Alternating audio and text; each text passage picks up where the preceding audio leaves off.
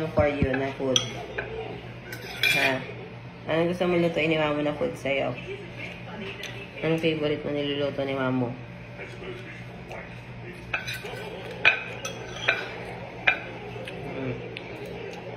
Wala, kasi kain ka lang naman ng kain. Yan, naniplam. Oh. Yan, wala na. Ayan na. Naman na yan yung naniplam. Baka wala na yung naniplam.